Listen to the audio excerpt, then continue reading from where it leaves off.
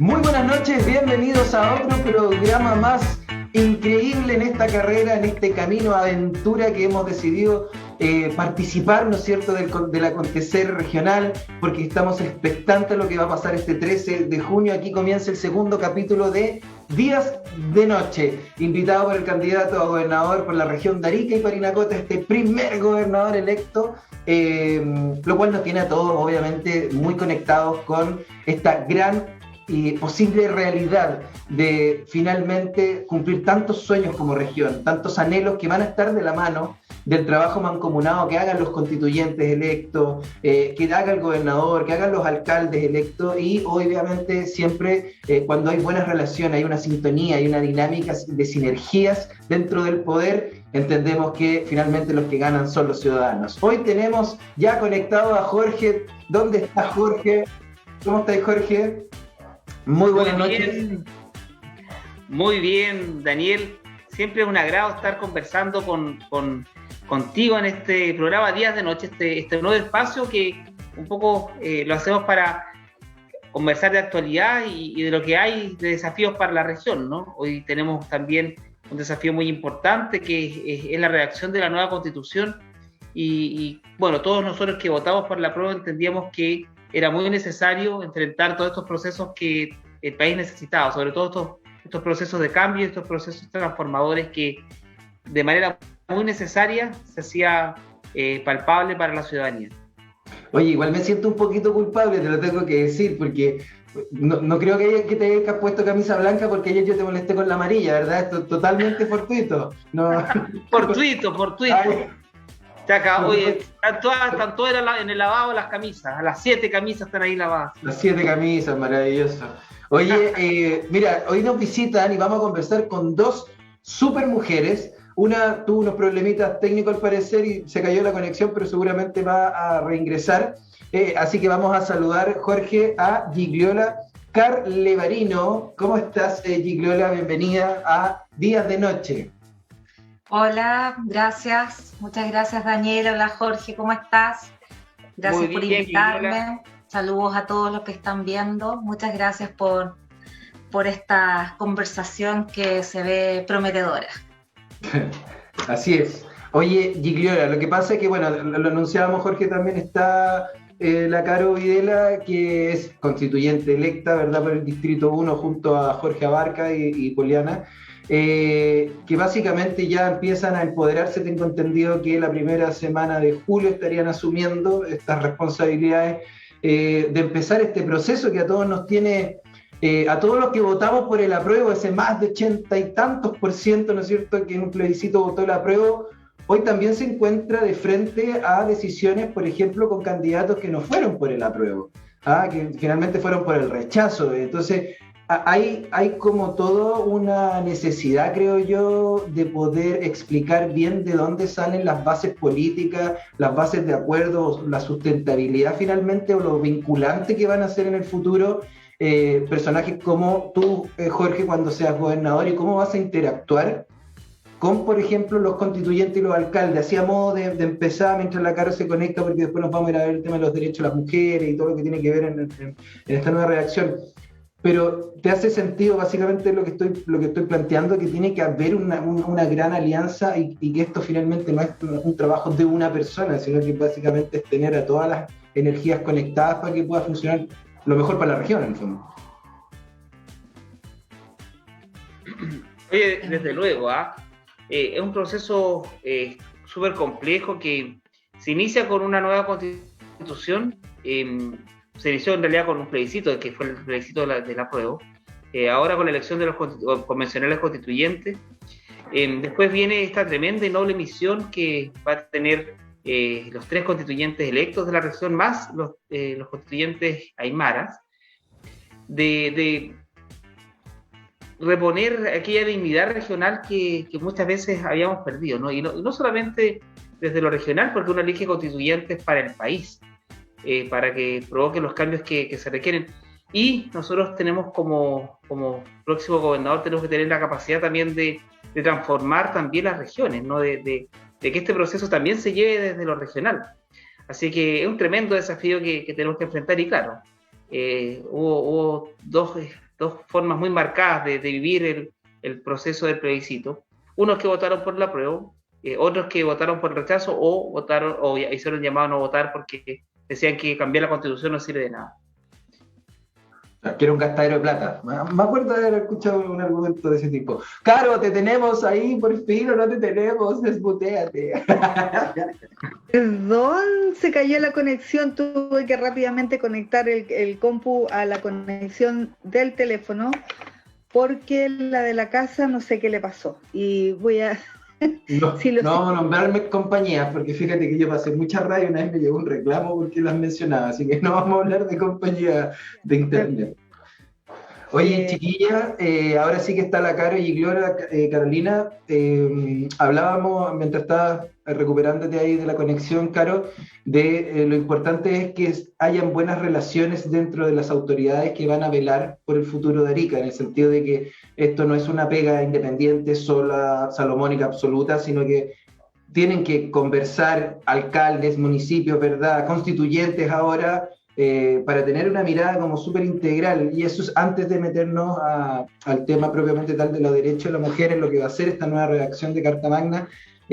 ¿Cómo ves tú a Jorge vinculado con el entorno político ariqueño? Porque finalmente es la apuesta para poder tener una mejor gestión como el primer gobernador electo de Arica Parinacota. Bien, pues primero quiero saludarles. Quiero saludar a Gigliola, y quiero además destacar el gesto que tuvo Gigliola cuando salí electa, el llamado telefónico en ese mismo momento, una videollamada junto con ayúdame Gigliola porque con Carmen, te llamamos con mi grupo, con Carmen Lía y con Billy. Él, que me cuesta pronunciar su nombre, entonces sí. Fue súper bonito eso, fue muy emotivo y fue un gesto bacán, así que de verdad... Fue emotivo, sí. Fue emotivo. Dada la imagen que después la subí porque les tomé ahí una captura de pantalla, estaba jugando juntos, fue súper emotivo, que habla también de esta mirada pues, colectiva que tenemos para ir hacia esta nueva constitución y felicitarte también por el trabajo que hiciste durante tu campaña y me encanta poder saludarte ahora aquí en vivo y en directo. Y saludar a Jorge. Sí, un abrazo grande y fraterno. Saludar también a Jorge por la invitación al programa. Bueno, se enfrenta hoy en esta segunda vuelta un tema importantísimo, es la primera vez que elegimos autoridad, en este caso para la gobernación, o para el gobierno regional en realidad, no para la gobernación, para el gobierno regional, y esperamos que Jorge salga victorioso. Lo digo porque entendemos que quienes pasan a segunda vuelta, y creo que esto se va a mezclar con la pregunta que me haces, Daniel, a quien también te saludo muy afectuosamente. Se va a mezclar con la pregunta, porque claramente, y lo podemos debatir, no da lo mismo quien gobierne. Entonces, quienes pasan a segunda vuelta representan, en el caso del contendor de Jorge, un sector del cual en lo personal, desde mi militancia política, claramente no es alguien que digamos aúne nada de lo que nosotros pensamos que hacia dónde debiera direccionarse, ¿no? El trabajo colectivo, el trabajo enfocado hacia el desarrollo, en una mirada no neoliberal. En ese sentido, el sector que representa el contendor de Jorge claramente es el sector de la máxima expresión del neoliberalismo y de un sector bastante duro de este país. Entonces, creo que es un tremendo desafío. Se escuchan ruidos, debo decirlo, es mi perro, Cantor, que se ha hecho famoso, que anda... ¿Siempre sale? Es un boxer y anda ahí corriendo por los muros, desesperado, sí. Entonces, no puedo hacer... No te preocupes, Carolina, esa es una de las virtudes que yo creo que se le dan los cables en este tipo de televisión, porque estamos todos de la casa, al final siempre va a ser mi hija, anda por ahí revoloteando, ahora la cuestión suena fuerte, pero bueno. Oye, después de esta intro y de un poco comentar básicamente roles, acciones que pueda tener este posible futuro que depende de todos quienes vayan, obviamente, Ariqueño y Parinacotense a votar. Básicamente, la invitación a que puedan participar, los necesitamos para que Jorge salga electo, y en ese sentido está súper hecho el llamado, después de la bajísima participación electoral que tuvimos, porque fue una de las regiones que tuvimos números más rojos, más colorados en ese sentido, y creo que ahora es cuando todo lo que se luchó por un apruebo, y creo que ahí está principalmente una concepción de entender a Jorge como el candidato del apruebo, el que va a poder respaldar básicamente toda esta esperanza que tuvimos y que se ratificó con las elecciones también de los constituyentes, porque la verdad es que quedó inhabilitado quizás la derecha, para que lo veamos un tema administrativo, de poder hacer estos grandes acuerdos, estos bloqueos que venían así como de hecho a hacer, y que ya no lo van a poder hacer. Y ahí me quiero meter de lleno, Gigliola, a lo importante que es la reivindicación de los derechos de la mujer en esta nueva Carta Fundamental. Te invito un poco a que podamos desarrollar este tema. Jorge abogado también, ¿no es cierto? La Caro, ¿para qué vamos a hablar de todo el trabajo que ha hecho durante tantos tiempos por esta materia? Pero para ti, ¿dónde está o dónde se enmarcan los principales puntos a tratar y a que estén ahí en esta nueva redacción de la nueva Constitución? Gigliola.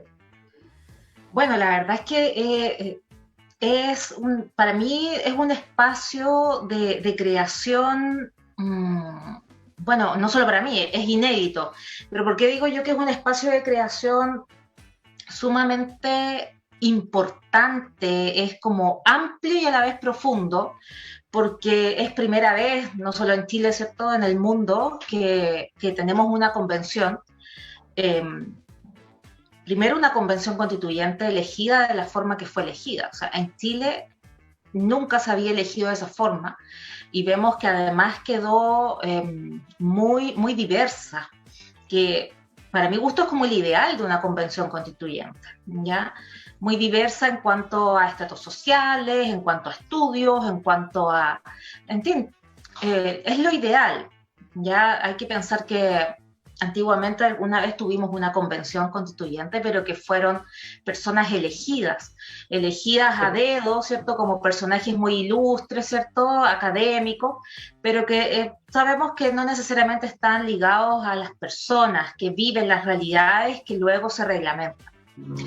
Luego tenemos que es paritaria, y la verdad las cosas que no es paritaria, hay más mujeres. ¿Por qué? Porque también en los órganos, en las elecciones de los pueblos originarios, fueron electas muchas mujeres, y mujeres con mucho poder también, mucho poder social, ¿cierto? Cosa que me enorgullece mucho. Gente que al menos desde el punto de vista de las mujeres vemos que fueron reivindicadas, ¿cierto? Socialmente, estamos hablando, no sé, de la Machi Linconao, de la otra, ¿cierto? También del pueblo mapuche, mujeres con una historia de lucha que va a ser, pero de un aporte significativísimo para la Constitución. Pero además tenemos que, gracias a la forma en que se estructuró la convención, o que se va a estructurar, pero a raíz de todo este desarrollo, se permitió la conformación de muchos grupos aledaños, ¿cierto? Que fueron la base también del triunfo de muchos independientes. Entonces, ¿qué pasa? Estos grupos aledaños, ya que eran las listas o eran los grupos que apoyaban las listas de independientes, no se han disuelto. Ya, de hecho, a mí me han llamado, ¿cierto? Se están reuniendo, pero con un ánimo muy colaborativo, ya, de apoyar al constituyente electo de cada región, incluso grupos formados por los constituyentes. De hecho, te voy a enviar la invitación, Carolina, y además los independientes, ya, es decir, con un ánimo de trabajo en equipo, que de verdad que a mí me da esperanzas en cuanto a cómo va a ser el resultado de esa constitución, ¿ya? Por supuesto que ahí los grupos feministas juegan un rol fundamental. Ya, los grupos feministas en general son muy variopintos, formados por... Además que hay muchos grupos feministas de muchas líneas. Entonces, bueno, yo creo que algo que nos une a las mujeres, estén en grupos o no, son ciertas demandas que por supuesto que ansiamos que estén en la Constitución, y yo creo que lo van a estar por el tipo de... la mayoría de convencionales constituyentes que fueron electos, ¿cierto? Que son sobre todo los derechos reproductivos, sexuales y reproductivos de la mujer, la reivindicación del trabajo doméstico, también los derechos de los niños, y además otros derechos en general, de todos los derechos de los que no son hombres, que crearon la Constitución del 80, incluso derechos de los animales, que también muchas veces forma parte de las reivindicaciones de las mujeres. En ese sentido, a mí me agradaría que fuera electo Jorge, porque yo sé que Jorge apoya muchas de estas demandas. Sí. Tengo confianza que él va a participar va a ayudar en que estas sean, una vez que estén reglamentadas, porque hay que pensar que la Constitución, ¿cierto?, se va a hacer en un año, después viene el plebiscito de salida, luego tienen que empezar a implementarse muchas normas, y para eso necesitamos autoridades que estén de acuerdo con esas normas, ¿cierto? Entonces no sacamos nada con tener una Constitución que, supongamos, establezca, ¿cierto?, el derecho al aborto, pero resulta que después vengan todas las clínicas en Arica a hacer objeciones de conciencia, ¿cierto? Ahí necesitamos de autoridades que también apoyen o que establezcan, no sé, o que los consultorios y los médicos en particular empiecen a hacer objeciones de conciencia. Ahí necesitamos que sean las autoridades de cada región las que hagan un trabajo de concientizar, de educar, que el derecho sexual y reproductivo no es solamente, no sé, matar un feto, sino que va mucho más allá de eso.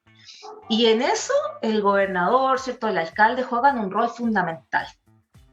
Oye, Jorge, ¿cómo has visto tú finalmente esta proyección? Porque yo insisto, esto como que está la adrenalina o esta sensación de que, claro, se va a ganar, y en esa ventaja también hay que como ir avanzando pensando en que esto va a ser rápido, que va a ser dinámico, pero el tema de los derechos de la mujer, y básicamente ya hablamos de Constitución, pero en la gobernabilidad, ¿verdad?, regional, también entendiendo el chachaguán, entendiendo tanta conceptualización de pares hoy y de la paridad de género, ¿cómo lo llevas tú a tu plan y a tu proyección como gobierno regional?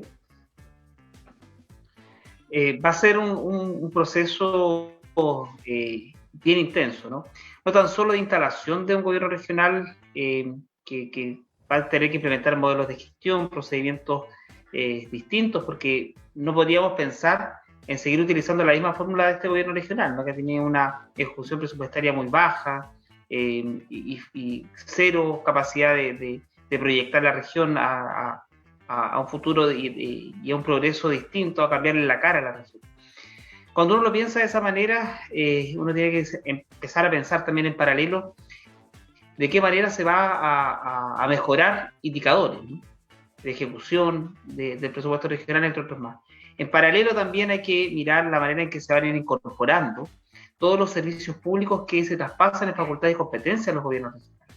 Pero además tenemos que tener una clara visión de la manera en que Chile va a empezar a cambiar. Nosotros tenemos muchísimas esperanzas puestas en los convencionales constituyentes para que este nuevo Chile también tenga formas a lo menos regionales que permitan entre todos construir una región que esté acorde a la nueva Constitución, porque si no es como que claro, va a haber un texto, un código, una nueva Constitución, un texto constitucional que va a estar ahí, pero si no le damos matices desde lo comunal con los municipios y desde lo regional con los nuevos gobiernos regionales elegidos de manera democrática, va a ser muy complejo que como sociedad enfrentemos un cambio tan importante, ¿no?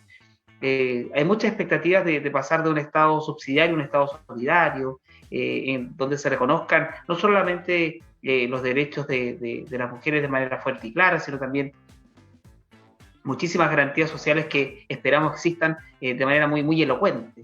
Y un sinfín de necesidades que yo creo que se dijo fuerte y claro, ¿no? Y siento que Carolina interpreta muy bien todas aquellas demandas ciudadanas, así que hay que ser muy valientes en la redacción, pero también valientes en ir a votar en el plebiscito de salida, porque si no, no va a valer nada el tremendo esfuerzo que constituyentes que creen en los cambios transformadores implementen y luchen en la nueva Constitución.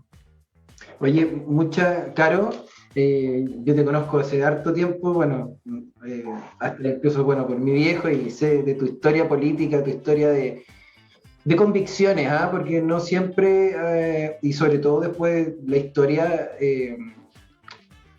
ha sido como súper difícil poder llevarlo, y yo siento que la constancia, el estar convencido, más allá de temas políticos propiamente, yo creo que hablo de algo que viene desde adentro, de esa convicción emocional de que si yo sigo, insistiendo, tarde o temprano voy a lograr un punto de inflexión.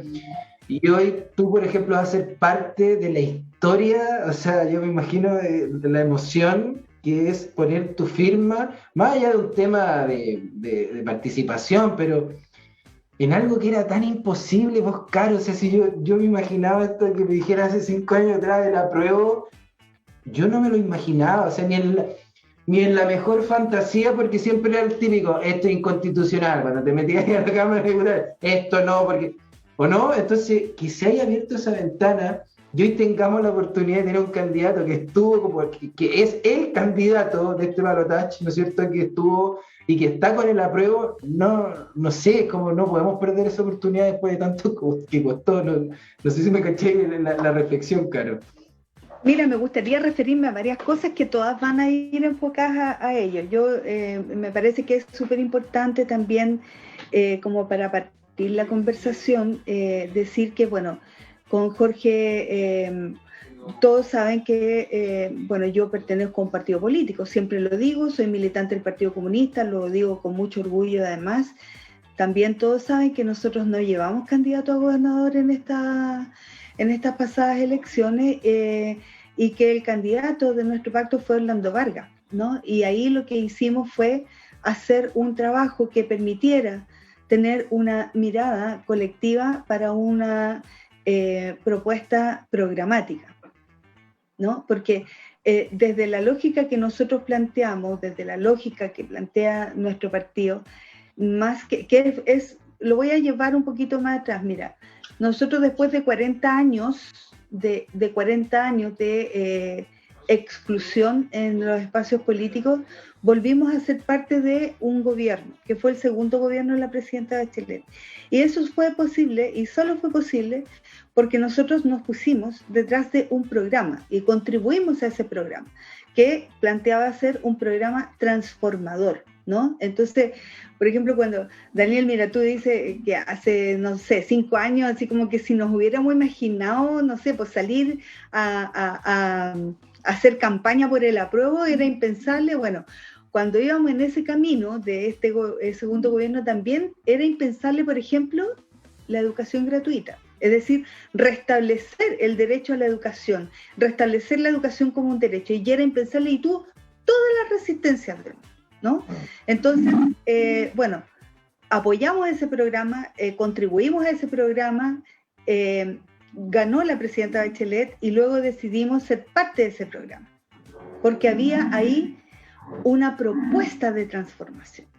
Bueno, en este caso, hoy lo que estamos viviendo tiene que ver con, claramente, no voy a ser infidente, pero hemos tenido conversación con Jorge, ¿cierto?, respecto de la mirada de lo programático, porque eso es súper importante, ¿no? Es decir, a lo que quiero llegar con esto es que no nos ponemos detrás, y no porque no tenga un valor o no, quiero decir que más que ponernos detrás de una persona, nos ponemos detrás de un programa que apunte a las miradas que nosotros también concebimos como partido respecto de el desarrollo regional, del término de la corrupción, de efectivamente tener una transformación, por ejemplo, en la paridad no solo nominal, no solo simbólica, en los distintos espacios, por ejemplo, públicos, y todo lo que aquello signifique para que esta región también pueda pueda tener la capacidad de decidir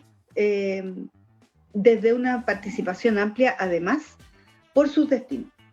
Entonces, en ese sentido, hoy día claramente es con quien tenemos que proyectar esa propuesta programática que además miramos que hay muchos puntos que son puntos de confluencia, y eso es lo que importa, porque hoy día lo que la ciudadanía requiere es que efectivamente nos pongamos de acuerdo en los temas que son temas de interés público, de interés común, que le permee a cada persona que esté en cualquier lugar del territorio, y estoy hablando de Arica, estoy hablando de General Lago, estoy hablando de Putre, estoy hablando de Camarones, porque cuando también hablamos de descentralizar, tenemos que descentralizar también lo que pasa en nuestra región, ¿ya? Eso como primera cosa. Y en segundo término, me gustaría señalar que respecto de lo que se viene y por qué va a confluir también en el rol que puedan cumplir los gobernadores regionales, y que Jorge tiene un tremendo desafío en el trabajo que va a desarrollar como primer gobernador electo por votación popular, ¿no? Claro. Y que se va a enfrentar a varias cosas, porque además, no sé si Jorge ya hablaba en otros programas respecto de las atribuciones que tiene, las limitantes que tiene, y que son un tremendo desafío. Entonces, desde esa lógica también, lo que se viene con el proceso constituyente es importantísimo, porque lo que buscamos es poder construir una nueva constitución que sea capaz de establecer un Estado garante de derechos, una constitución con perspectiva de género, ¿cierto? Que permita establecer las garantías para la educación sexual, para los derechos sexuales y los derechos reproductivos de las mujeres, y el derecho de cada mujer a decidir sobre su cuerpo, ¿no?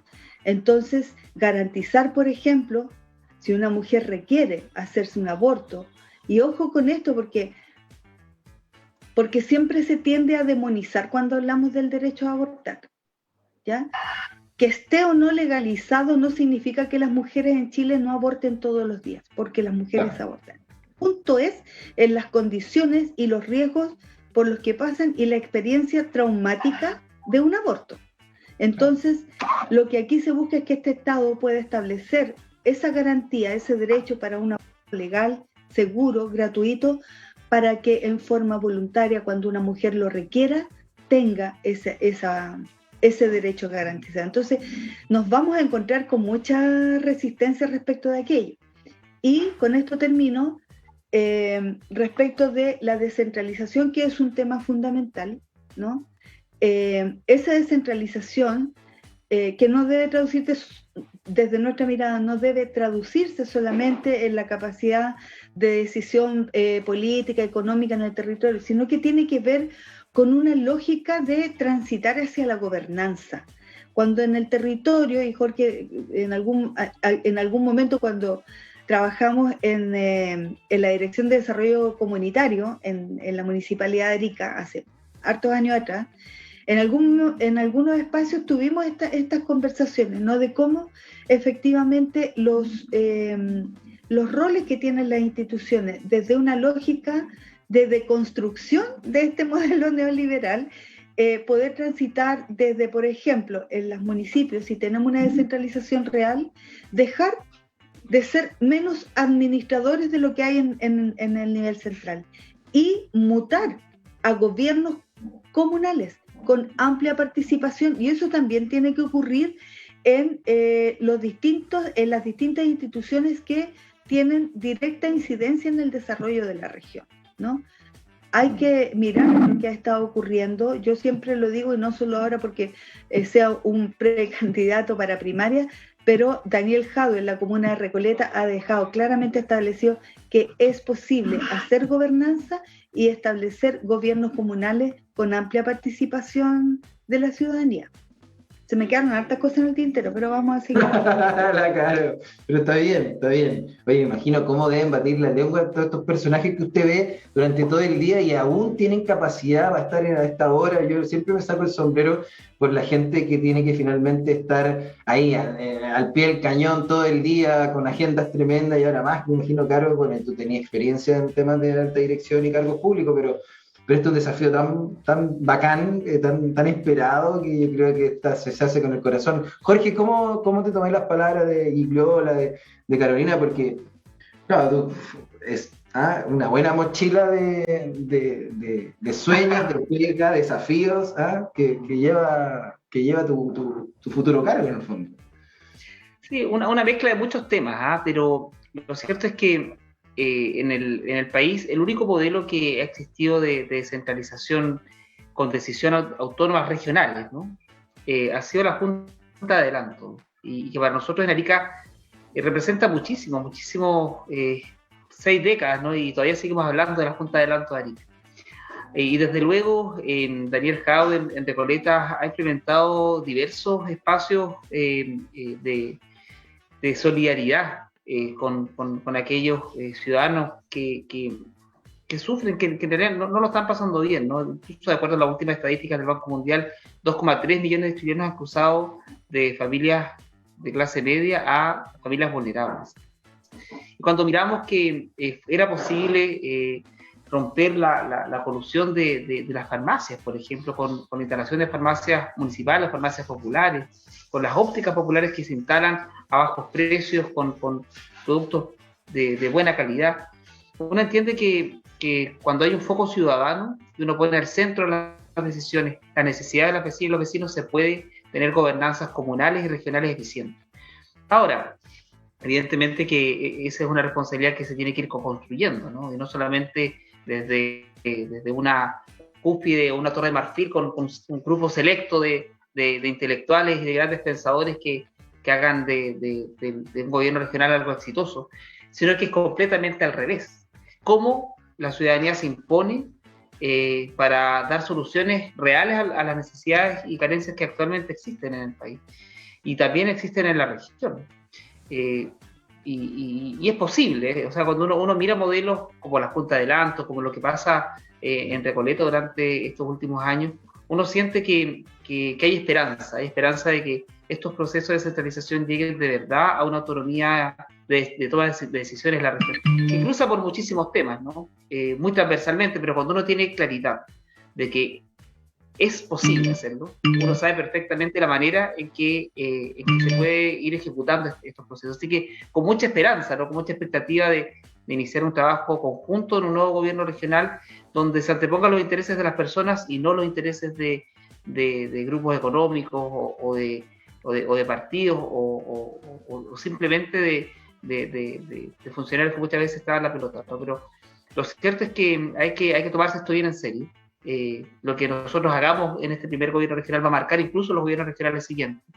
Y es un gran paso, ¿no? Un gran paso que tenemos que dar.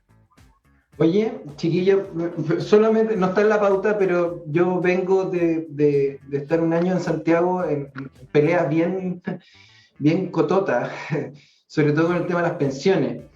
Y la verdad es que de todo el factor humano, ciudadano que está detrás de las principales pedidas, ¿verdad?, a que el sistema cambie, porque de verdad que esto es el sistema contetudo de pensiones y AFP chileno. Claramente ya se entendió que es un gran cajero automático para financiar acciones y bonos de deuda a un sistema de grandes grupos económicos y nunca fue para sacar buenas pensiones. Ahora, dentro de esos modelos de capitalización individual o quizás para algunos ir al método del reparto, ¿no es cierto? Puede ser, para otros no. Pero la pregunta es, ¿hay un miedo? Y acá me quiero salir un poco de la escena regional solamente, pero hay como ese temor que se está metiendo que esto como va a ser Chilezuela, ¿verdad? Y que esto va a ser una debacle económica y que los inversionistas van a retirar sus capitales de Chile. Bueno, yo me acuerdo con el primer retiro cuando salió la Biblioteca diciendo que se iba a quemar Chile, pues, pero ese miedo, ¿cómo sienten ustedes que se va como...? Porque yo siento que es como que son voladores de luces, o sea, es como que de repente dijo, hoy me comí la guagua. ¿Están sacando todo este tema a colación hoy? Porque igual entendamos que la gente generalmente se queda con el titular y no va un poquito más allá. Entonces yo creo que hay un desafío, Gigliola, bien didáctico de educar estos nuevos procesos, y entender que no todo lo que te cuenta la prensa o no todo lo que te muestran los grandes medios de comunicación finalmente la realidad, porque trae otra historia. No sé si compartes conmigo ese punto, Gigliola. Sí, claro. La verdad es que cuesta. Mi perrita está aquí. Y saluda a la perrita, para ver que saluda. Es un trabajo arduo, porque también durante estos 30 años, digamos 60 años, se ha hecho un buen trabajo de generar miedo, de generar mucho temor a tener un Estado que se haga realmente cargo de las necesidades de las personas y que eso no se vea como un Estado comunista, ¿cierto? En los términos en que se veía antes, digamos. Yo siempre he dicho, acá en Chile, la derecha es de esta forma como la vemos y la izquierda también es de esta forma como la vemos. Pero en otros países no es así, es decir, tenemos estados que son solidarios o bien tienen sistemas de mercado que son, no sé si neoliberales, pero sí que apoyan, ¿cierto? Protegen muchísima propiedad privada, pero eso por sobre la protección de los derechos básicos de las personas, es decir, ni siquiera se discute. Y no estamos hablando del derecho a ir a un consultorio, estamos hablando de que se dé salud, educación, previsión de calidad. O sea, hay estados en los que ni siquiera se discute que la mujer, y vuelvo al tema, porque es un tema, a propósito ahora, por ejemplo, el matrimonio igualitario, ¿cierto? Claro. O sea, se ve muy, muy cavernario que dos personas del mismo sexo no se puedan casar, que no puedan adoptar, ¿cierto? Si bien no es un derecho básico, o sea, que en Chile, a lo que voy, que en Chile nosotros estamos muy atrasados en la discusión, en la formación que tenemos de lo que debe ser un Estado. Y eso ha sido, en palabras muy sencillas, un lavado de cerebro exitoso que se ha hecho durante estos 60 años, ¿cierto? Y que nosotros tenemos que revertir, y no nos queda otra que revertirla también de una manera, es un trabajo hormiga, porque es en esa conversación del almuerzo, en el asado, cuando de repente dicen, oye, que yo tengo miedo, que no sé qué, oye, espérate un poco, le digo yo. Jadwe, yo todavía no defino mi candidato presidencial a todo esto, pero sí digo, o sea, Jadwe decidió ir a una primaria con Boric. Entonces, ¿de qué estamos hablando? Nadie, es cierto, que se las da de dictador, ¿cierto?, que pretende imponer sus ideas, accede a medirse en una primaria con otro candidato. Entonces, vamos cambiando ese concepto, ¿ya? Vamos cambiando primero que todo ese concepto de lo que es ser de izquierda, ¿ya? Porque no necesariamente la persona de izquierda es la persona pobre, no sé, sufrida, que no merece, que está todo el día, ¿cierto?, trabajando y se le entrega todos los... No es así, la idea es que todos tengamos un buen nivel de vida, ¿cierto? Que el nivel de vida sea bueno para todos, de ahí para arriba, ¿cierto? Eso en el fondo es lo que yo creo que, más allá de las catalogaciones de ser de izquierda, ser de derecha, ser de centro, en Chile existe un estereotipo muy negativo, tanto de lo uno o de lo otro, ¿ya? Yo diría más negativo respecto de lo que es ser de izquierda, porque se ha hecho este lado del cerebro, y que bueno, ahí insisto que las organizaciones sociales, los grupos como estos que se han formado, entre los cuales me incluyo, porque yo no participaba en grupos políticos, nos vemos ahora con un rol necesario también, de poder educar a las personas de cuáles son sus derechos, ¿ya? Ese es otro tema, yo me he dado cuenta mucho, y también me di cuenta durante la campaña que hice, que muchas veces la misma gente es muy autoflagelante, entonces piensa que no, yo no tengo derecho porque yo no, el otro sí. Digo, oiga, ¿sabe qué? No merezco. Usted tiene derecho a una excelente atención de salud. Incluso mucha gente dice, ay, todo lo va a pagar el Estado. Y me acuerdo que mi compañero Billy decía, perdone, pero el Estado no tiene plata. La plata viene desde la gente, el Estado no es persona. ¿ya? Es decir, todo ese dinero es nuestro también. Por lo tanto, aquí nada viene como de un ente anexo, ¿cierto? Así como, no sé, una especie de tío Sam que le regala dinero. No, es nuestro también. Lo importante es que el Estado lo administra y tiene que administrarlo de manera equitativa, porque es nuestra plata. Entonces, la gente, yo creo que ahí, la población en general, también al ir siendo beneficiario de mejores prestaciones, se va a ir acostumbrando también a buenos estándares de vida. Pero sí es algo largo, claro. Es muy largo, no es una cosa de un día para otro. Así como resumiendo, o sea, yo he escuchado muchas historias de amigos que están viendo afuera, ponte tú, y llegan a un barrio y la decisión del colegio, ponte tú, de la escuela, es el que te queda más cerca nomás, y ahí se acabó el problema, porque básicamente están todos nivelados. Oye, ¿cachai? De hecho, a propósito de eso, Daniel, disculpa que te interrumpa, pero el otro día, no sé quién lo escuché, ya con tantas cosas que leo, o sea, en Finlandia no hay educación privada. Ahora no nos podemos comparar con Finlandia, por supuesto, ya, pero no hay educación privada. ¿Por qué no hay educación privada? Porque en realidad a las personas que tienen mucho dinero, que por supuesto las hay, les conviene que el colegio público sea bueno, porque ahí van a ir sus hijos. Entonces, al colegio público le ponen, ¿cierto?, todo lo que deberían ponerle a un colegio privado, ¿cierto? Entonces, desde ese punto de vista, ¿por qué no puede ser de esa forma? Y es excelente educación, ¿cierto? Ahora, en Chile no significa que no haya educación privada, para nada, ¿cierto? No propongo eso. Pero, de hecho, una vez lo conversamos con un constituyente que fue electo, que es Cristian Viera, que es un doctor en Derecho. Entonces, él nos decía, o sea, puede haber un colegio privado, por ejemplo, un colegio judío, ¿ya? Un colegio de una determinada espiritualidad, ¿cierto? O que tenga, no sé, un colegio Waldorf, ¿ya? Pero no porque sea mejor, sino que porque su tipo de enseñanza es distinta, ¿cierto? Pero no porque sea de mejor o de peor calidad. Y ese es el gran problema que sucede en Chile, que se ve que lo privado es mejor. Y eso es un problema de conceptos. Que lo bueno es caro. Un problema de conceptos. Oye, ¿sabes que se me está yendo el programa, Jorge, Caro, Gigliola? Yo creo que, oye, de repente hasta podemos seguir conversando en otro programa porque uno aprende tanto. No te escuché, Caro. ¿Responder la pregunta? Dale, po, dale.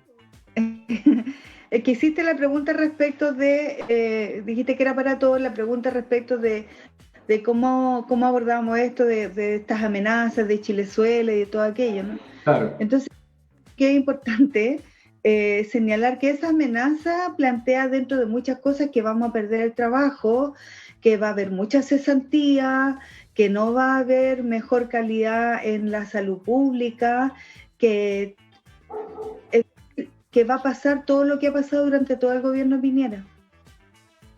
Entonces, yo no sé cuál es el miedo terrible.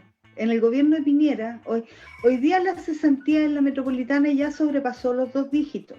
Y acá en la región vamos por las mismas. La gente, mira, cuando Piñera asume, ¿no?, con toda esta lógica de los niños primero, y empezó como en su primer gobierno, ¿no?, a poner todo lo que venía en su programa, cosas que eran como muy en el aire, nada concreto, no concretó, vino el estallido social, que fue lo mejor que le pudo haber pasado a él, porque a la ciudadanía fue lo peor respecto de la violación a los derechos humanos, y aprovecho este espacio para exigir, como lo hago en todas partes, la liberación inmediata de todas las presas y los presos políticos, que además hoy día permiten que estemos viviendo este momento histórico.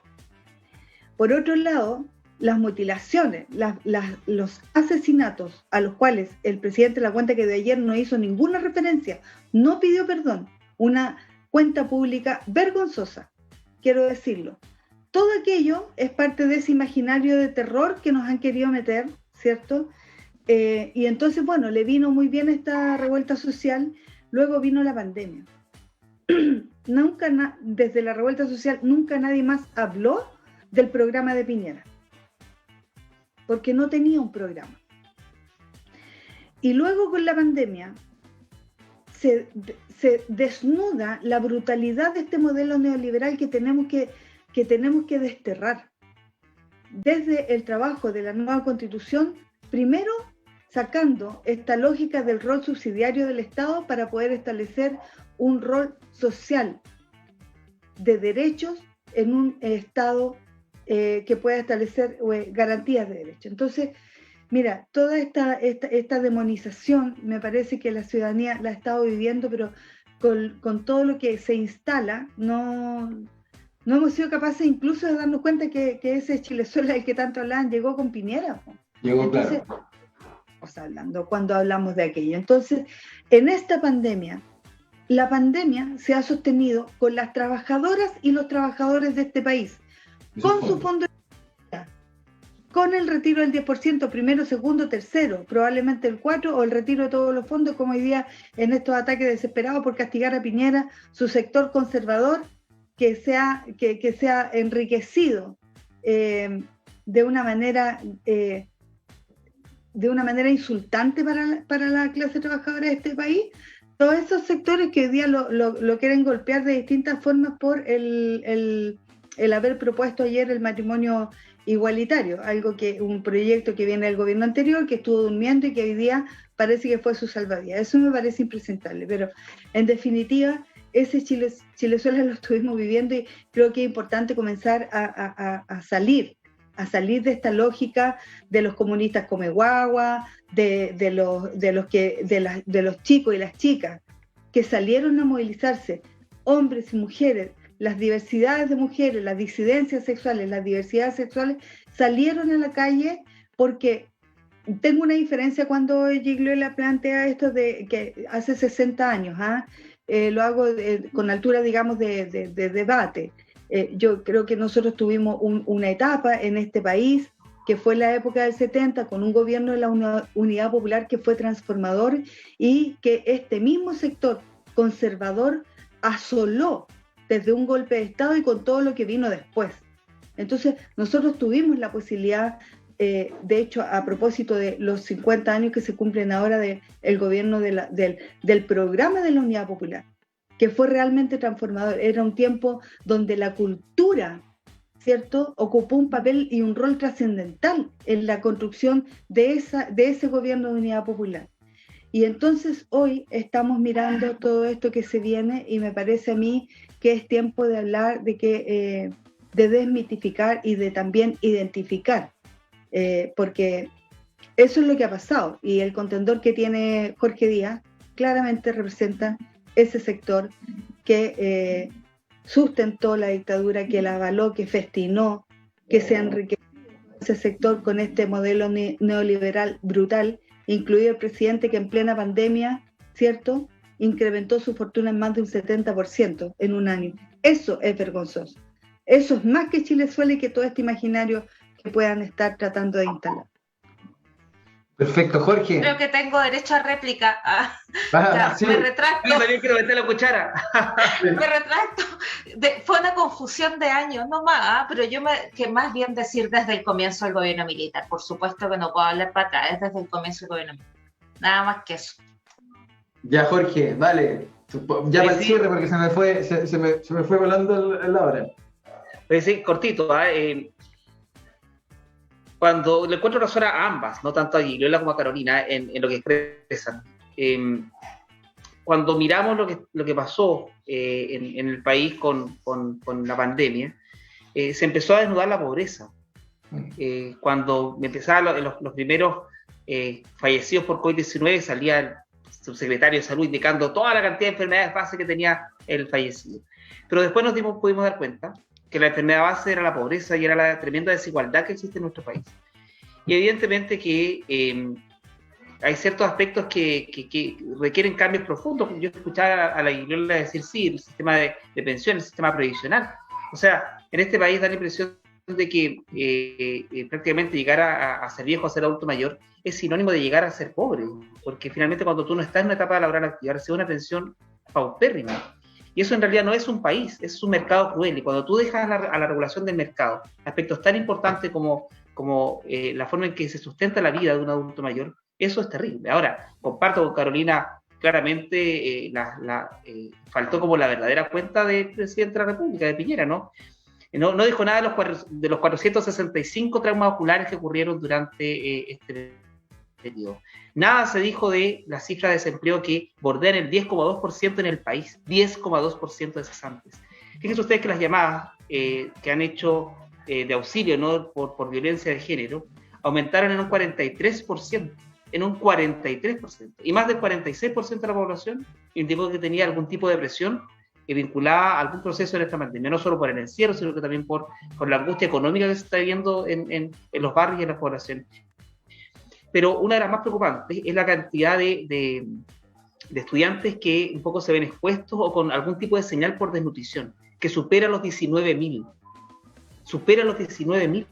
La crisis. Entonces, en realidad los procesos han sido súper complejos. Nada tampoco se dijo de los casi 30.000 fallecidos por COVID-19 y el mal manejo que ha habido de esta pandemia. Entonces, evidentemente que Chile necesita cambios, cambios profundos, y todos tenemos la esperanza puesta en la nueva Constitución, porque entendemos que es una carta fundamental, una carta que guía y orienta muchísimo lo que se espera.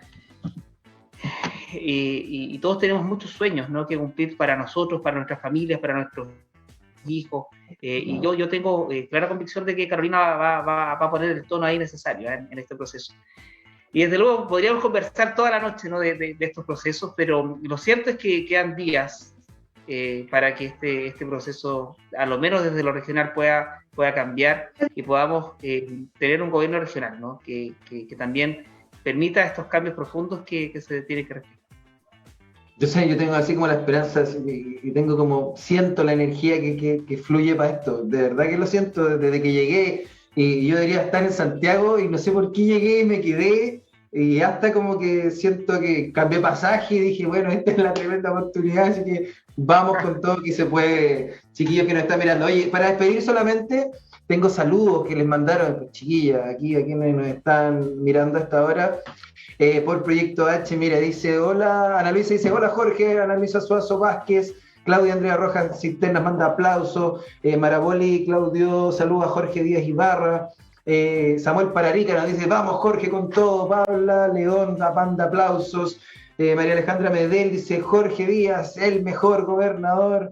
También nos mandan saludos para Caro Videla, Rodrigo Rosa Trigo, por ejemplo, Acuña, Horacio Pérez, gobernador, saludos, muy atento al programa, fuerza don Jorge, felicitaciones. Verónica Victoria me dice, saludos a Carolina Videla, Sebastián Ignacio, tremenda compañera con Videla Constituyente. Tengo un montón de saludos, Caro, ahí te siguen a Gigliola también, todo en esta aventura que queda, como dijo Jorge, estamos a días, ¿verdad? El 13 de junio, importantísimo que como región nos cuadremos, vayamos a cumplir con nuestro deber cívico, con todas las medidas pertinentes de autocuidado que ya sabemos que tenemos que tener, pero vayamos, y porque vienen días mejores.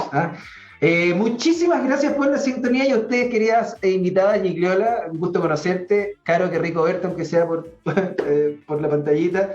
Y Jorge, fuerza y ánimo, porque todavía yo sé que hay harto que hacer en la ciudadanía y en la calle, ¿vale? Ya, muchísimas gracias por la sintonía. Nos vemos, que estén... Un abrazo, nos vemos. Pero muy bien, esto fue Días de Noche. Chao, chao.